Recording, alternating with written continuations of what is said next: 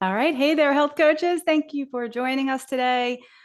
I'm so glad you're here because I think this is a really important conversation. It's one that, gosh, over the years has become more like to me, it has become so obvious that it's more and more important that we talk about. I am sure that you've noticed along your journey, whatever it's been to bring you to health coaching, that body image is an issue that comes up all the time. It comes up with our clients.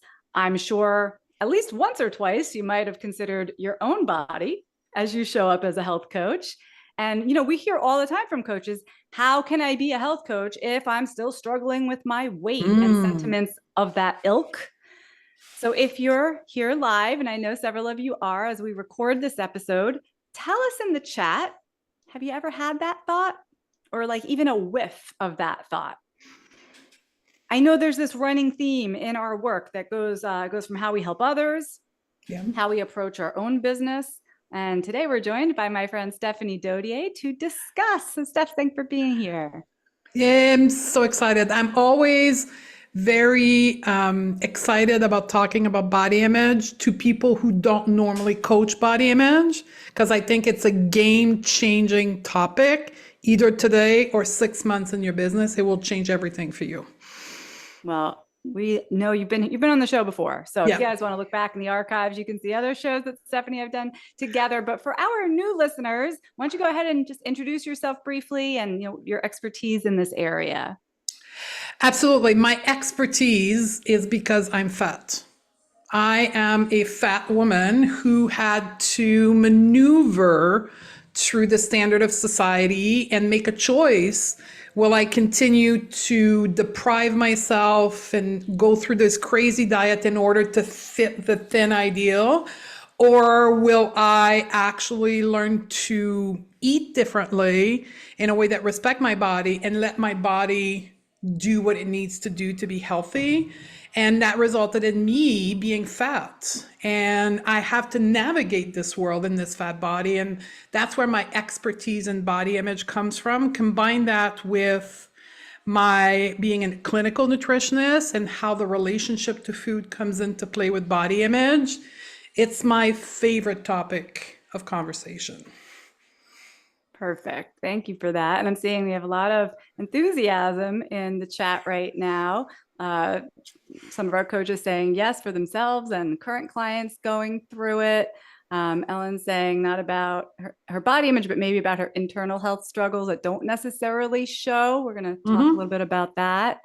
Um, Francine says, absolutely. Yes. I mean, this is coming up for everybody. Um, so yours is an interesting story, right? Because I think the people who tend to get into health coaching and Yep. nutrition, by and large, are people in small bodies. Would you agree?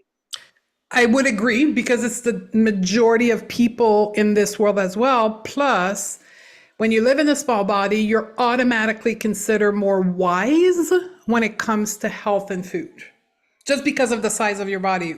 Irrelevant of your credential, just because of the way you look, people assume you know more about this topic.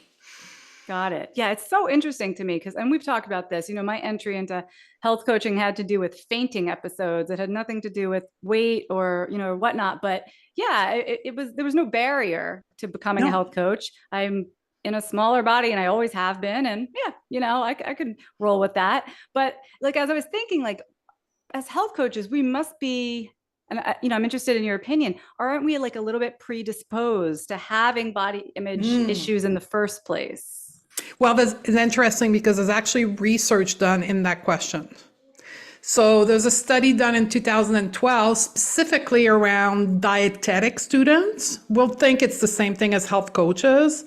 And 77% of dietetic students across 19 universities were having disordered eating behavior and body image concerns.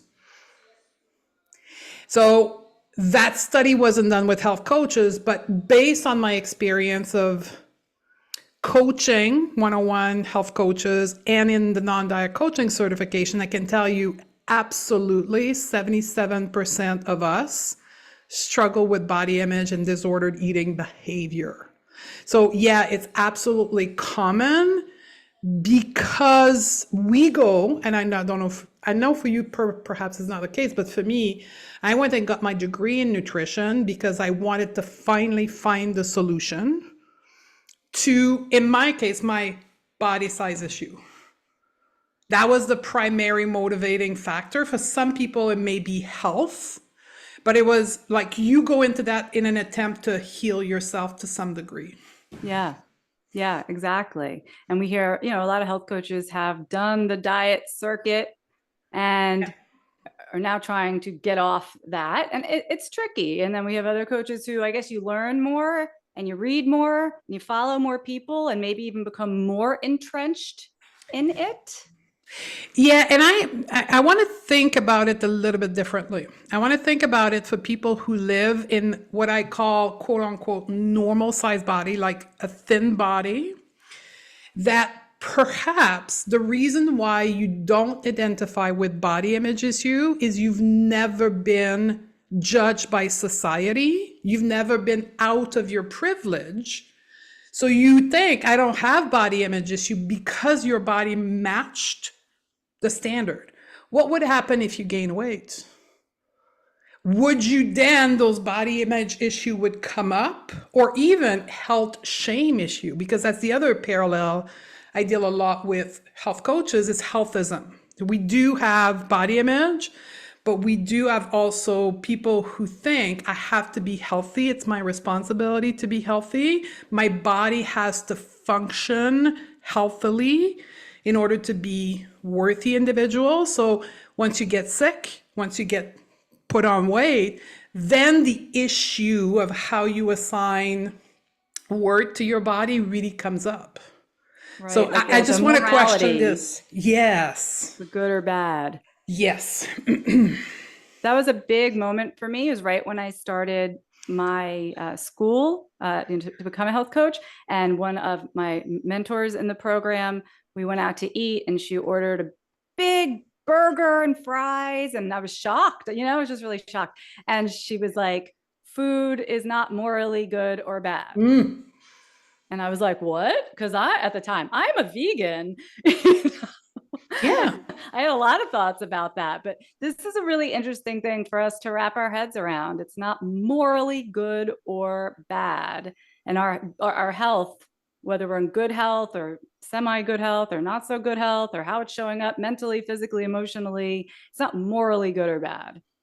Yeah, and I think that's wellness culture, by the way. I want to make sure everybody understands there's diet culture that values people based on their body size, but there's also wellness culture. Now, this may shock some people. Wellness culture is that same type of belief system that values an individual based on their health status or their personal effort and investment in being healthy. Right? So I just saw a video on Instagram, a reel of I think it was a nutritionist who was shaming people for not adhering to their meal plan and buying organic food and buying the supplement. Like you should invest, right? All the possibility of your resource in being healthy.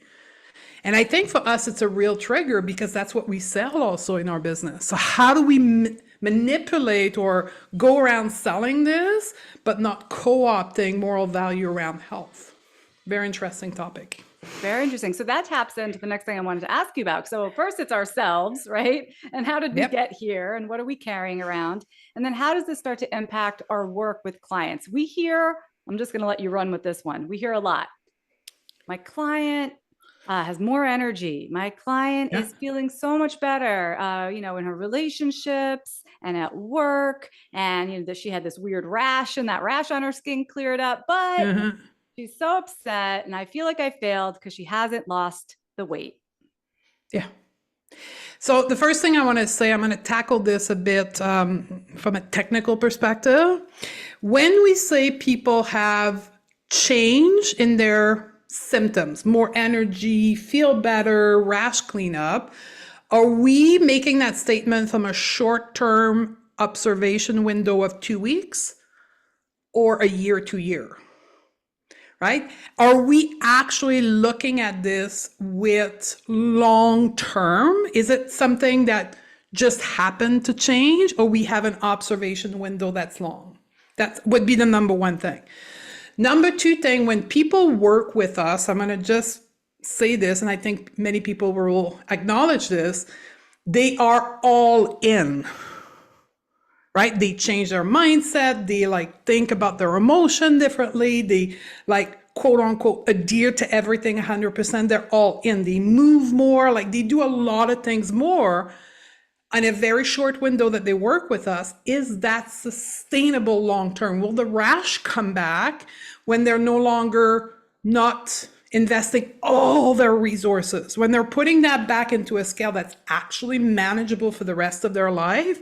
Will the rash come back? With the energy drop? The third thing I want to talk about specifically around women and energy. Why do we want to have so much more energy? Can we just, like, I want us to think about that from a completely different angle. Why is it that we want to have more energy? Why is it that we want to have a toned body? Why is it that we want to have a smaller body? And this is where I think coaching goes to the next level, when we're not only looking at the like habit of eating, but we're also looking at the habit of thinking. Why do we want those things? And very interesting, most clients in health coaching are women. And women are told, you got to work harder, right? You got to be more productive. You got to be selfless, work for make sure you have enough energy for everybody else. Why do we support that? Why do we not get our client to instead question, why is it you don't have energy? Like beyond the food, like, why is it like, do you have 2 jobs? Do you have 3 kids and a partner that doesn't help you? Like, can we take our coaching to that next level? Instead of trying to get them more energy, try to like remove things off their lists to do so they can have more energy without having to be constrained to eating just these food at these times and be very complexify around their eating habits. What do you think about that? Right? This is a bigger conversation than, did you get your protein today, Karen? Yes, Karen, yeah. Well, did you get your protein, and then did you get these particular form of protein and this particular like organic? Like, can we make it simple for women to actually take care of themselves? Can we simplify the process? This is why so much of when I still had my private practice, so much of my coaching that started as, are you getting these vegetables and this protein and whatever, moving your body, really shifted a lot more into feminist issues. And that's where our conversations always go, don't they, Steph? Yeah, but that's where I think they need to go. Yeah. Like globally as an industry, they need to go there. And even if I'm a man coaching men, my conversation needs to go about toxic masculinity. Why is it that you need to prove yourself with the size of your biceps instead of processing your emotion? Oh, because a man doesn't cry. Can we have that conversation instead? To me, that's what makes my business so successful, is because I go beyond the food. Yeah, we talk about the food, but we talk about what really creates the habit around food. I'm just going to say this. If you go into the science of habits, like your habits around food, for an example, and you look at neuroscience and you say, what impacts or how do we create a habit? It has nothing to do, people, with the amount of intellectual information you have. You can have read all the study about healthy, quote unquote, nutrition and still have terrible habits. Because habits are not created from intellectual information. They're created by the way you feel, and your feelings are created by the way you think. So if you truly want to change a client's health habit for the rest of their life, not temporarily, for the rest of their life, your conversation has nothing to do about the food, but has to do about how they feel about food and how they think about food. I bet we have questions out there. So if you Oh, guys are watching and you're like, but what about this yeah. client? How about when this happens? Go ahead and throw those in the chat. I'm seeing Kathy saying, I love this next level of coaching. It really is. I mean, the way you just put that, I think everybody just went, oh my God, like, why am I spending half a session talking about whatever macros? Really, the conversation needs to be about like universal, childcare, like Yeah. healthcare, just all the issues that keep women running themselves ragged. And that's where body image comes. And that's where, like, I have to say to everyone, like, I've been in this health business for 10 years, but the first 3 years after graduation, I was doing the traditional, like, nutrition practice, right? And I kept hearing the same damn thing, just like me. Yeah, but Stephanie, I need to lose weight. Yes, but I need to be more toned, increase my muscle mass. I need to and I'm like, when I digged with the client, it was never about the food. It was about their body looks and the acceptance of their partner. I'm like I didn't choose the second career to just put a band-aid on everything. I spent 15 years in the corporate world doing that. Like if I truly want to impact the world, I actually need to solve the problem. And that's when body image predominantly came in for me, is because that's what solves the actual problem. So it sounds like take home message for us working with our clients is we have to be careful that our own body Oh, image, preconceived ideas, what we have deemed important, we're not putting that on our clients, and like being aware that they're coming to us. I mean, pretty much all women are going to carry some of this with their well, own. you can only take your client as far as you've taken yourself. Like there's just like, let's take this like philosophy, which means in the case of like what really drives the food behavior, if you are still controlling your food in hope of maintaining your body, not gaining weight or losing weight, you will pass that on to your client. There's just no other ways. So in order for you to have the real conversation to help your client with body image, you first need to help yourself. Right? You Everyone need hear that? like you, and again, I want to invite all the people who think they don't, the people who identify and were raised as a woman, who think I don't have a body image issue. I really invite you to dig that up, because you may just have had the privilege of never having been challenged about your body, but you do carry the body image. So there's an assessment that I have created. It's the non-diet client assessment. Okay, you can go to, I'm gonna make sure I'm giving you the right link, because I am well known for not doing that. www.stephaniedodier.com/client assessment, all in one word. Okay, I'm Okay. dropping that link right here in the chat for our Facebook users, and we'll put that in the show notes, stephaniedodier.com/client assessment. So you guys can check that out. And this is something our coaches can use for themselves, use for their clients. First, use on yourself. I said my only rule I have about giving you this for free is I want you to do it on yourself first. Like, don't go out and use that with anyone unless you actually done it on yourself and figure out, do I have disordered eating behavior? Do I have body image challenges? And do I have mindset that are coming from the patriarchy and diet culture, like mindset, in French we say bibit, but like monster is in my head about like confidence, for an example, right?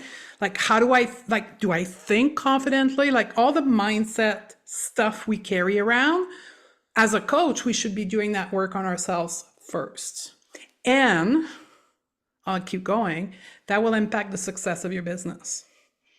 Yes, and I want to talk about that. But real quick, tell me, at the end of this assessment, will we get like a score or something? Yes, you get a Okay. score. So if I you think it think would be about very, body very image, interesting if we all did the assessment and then like inside our Facebook group right under this video, tell us about your score. How'd you feel about this? Was I it would love that. surprising? Like I would, because we could do it for ourselves, but it would make really good fodder for further conversation. Yeah, let's talk about us and let's see what our score is. And I think I'm still into your group. I'm still there. So we probably can have that conversation there. Yeah, that's fantastic. All right. Well, we've got the link up for everyone. Again, if you're listening to this via podcast, it's stephaniedodier.com/client assessment. We will put that in the show notes at healthcoachpower.com/podcast. But before we leave today, I wanted to make sure we talk about what you just mentioned, the impact of all this body image stuff that we're all carrying around on our business. How on earth is this potentially impacting the growth of our business? And, I mentioned earlier, if you feel like you can't be a health coach because you're still overweight, or, you can't possibly show up in the world because you yourself are not perfect. I mean, I think that's the most obvious level, but I'm sure you have much more to say about that. Well, I'm going to ask you this. You strictly coach business now. You're an expert at business.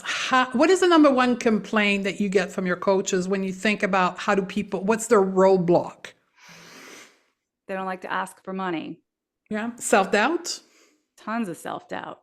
Like confidence. I'm not confident enough to just show up on social media and boom, do a live and do stories without makeup and just like not looking like we're laughing. But this is the reality of like, I want to say 70% of business and entrepreneur, they just don't feel confident. They doubt their decision. And as a woman, the reason that we doubt is because we don't trust ourselves. We don't trust ourselves to make the decision. We don't trust what we're going to say.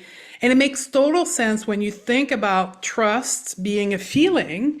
And I'm looking at myself in the camera, like I'm looking at my body. Feelings are in our body.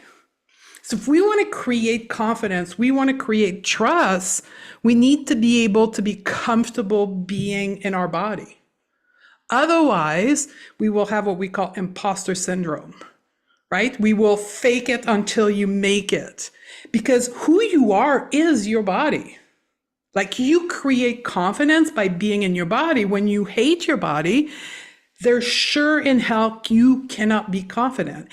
And that, if you look at the behavior and the reaction around them, it's restrained marketing effort. Or marketing effort that takes too much energy, and then you end up not doing it because you got to put a full face of makeup on. You got to have the right angle, the right light, instead of just like, boom, doing a live and like talking about your offer. Wouldn't you like to just be able to do that and trust what you say? Body image is often where the roadblock is. And I think it's obvious when we're going to do something on video, because there's a lot of that. I don't feel comfortable on the camera. I don't want to speak on video. Yeah, I got to put on my makeup. I need my ring light. I need all the things. But even if, let's say you're writing a blog post, it's just, we are fighting a tide of you're not good enough. No matter what you do, you're never going to be good enough, strong enough, smart enough, pretty enough, thin enough. Right? We are size 6 enough, whatever. We've been just fighting that tide our whole lives. And I think it's really hard to be like, yeah, I have something to say. And I'm going to say it loud for everyone to hear. I am enough. But think about that. Can you say, I am good enough of a health coach while you look at yourself in the mirror and think, I'm ugly, I'm too fat, I don't look good, I don't look sexy. There's just that, like, it's trying to go right and you think left. There's just a constant resistance of you embodying, I'm a rock star. I rock at this job. Like I'm an awesome health coach. Meanwhile, I have 100 thoughts a day that I look shitty, that I'm too fat, that I'm not looking good enough. It's just like it's constant resistance and effort and leads to you not thriving the way you should. Right. And that leads to your business not thriving the way that financially. It should. So how's that for root causes, you guys? How's that? We all love to look at a good root cause. And here's, I want to talk about a little bit about solution, if we have time. Go for it. When we think about body image, the number one mistake I see professionals do is thinking, oh, it's going to be too hard. I have to love my body. There's just no way I can come from years, if not decades, of hatred, of despise, of not being able to like loving my body. If that's what you're thinking, which is most of the people I work with, that's the problem. We are not here to love our body. Our body is not something to be loved. It's something to be respected. It's something to be cared for. Here's my number one intentional thought when it comes to body. My body is the vehicle by which I experience life, not a sign of my worth, not a sign of my moral value. My health, you could replace my body with my health. So when you think about how am I going to heal my body image, I want you to think about body neutrality over body love. I want you to really look into all the teaching, all the societal programming as a woman that you've been exposed to, that your body is a sign of your worth. It's your duty to be beautiful and to look young and to look pretty. And instead saying, my body is the vehicle for me to experience life, just like any other people in this world, just like men, for an example, are. They're not expected to be beautiful. They're just like, my body is the vehicle by which I experience food, I experience beauty, I experience like good food, I experience senses and touches. That's the role of your body. So it's not about loving your body, it's about becoming body neutral. Body neutral. And that is a different goal. Totally different goal. I have to love myself and say crazy things that I don't believe into the mirror. Yeah, well, exactly. So when I started my body image journey today, I can post a photo of me in a bathing suit. Like this is like 6 years of me accepting myself. When I started, it wasn't about me being able to love my cellulite on my thigh and my belly rolls. It was about thinking my body is a tool for me to experience my life. Okay, so then I need to feed it enough food. I need to start thinking, oh, I'm hungry. Ooh, my body needs to eat, right? When I eat, so I'll give you another example. How do we think about which foods are good and bad for you? First of all, there's no good and bad food intrinsically. They're how they make you feel. Well, for me, black beans is the death of my digestive system. Like gas and bloating to like the 10th level. It's healthy, quote unquote, but it's like terrible for my body doesn't like it. So me trying to eat black bean brownies, not to eat carbs, was just like I was doing it because I was supposed to, not because it made me feel good. So what are the foods that are making you feel good in order for you to be able to use your body to experience your life? When we think about physical exercise, right? How many of us have been programmed to think, I exercise to maintain or lose weight? Like most of us. Mm-hmm. Well, what if we thought about exercise so I can be as strong as I can to live a long, active life? Today, like I used to exercise for 15, 20 years to lose weight. And today I exercise so I can hike when I travel. So I can go for 20 kilometer in the crazy European cobblestone street and be able to like tough it out and enjoy the whole event. That's why I work out, because I want to give my body the muscle strength that it needs to be able to carry me into what I want to do. So it's shifting the belief of the different element that makes up health. So asking our clients this, like, why does it matter? They want to be toned. Well, who cares if you're toned? Why does it matter? You want to lose 10 pounds? Why does it matter? Right? Like challenging some of those thoughts, I think, can really be a first step, because they're going to have answers like that. Well, it doesn't totally matter if my arms are toned, but it's real nice if I could carry the groceries in easily from the car. The 5 bags of grocery at once, so I can just do one ride, yes. Right? Instead of like 4 trips. But so it's when you think about, talk to me, Stephanie, about application and coaching. That's what I hear your question is. Well, when we think about coaching, is asking the bigger question. So why is it that you want to eat healthy? Like who's ever asked that to a client? Just like, okay, why is it that it's important to you? And then I can tell you from having done that thousands of times, there's a dead silence. Well, it's because I have to, right?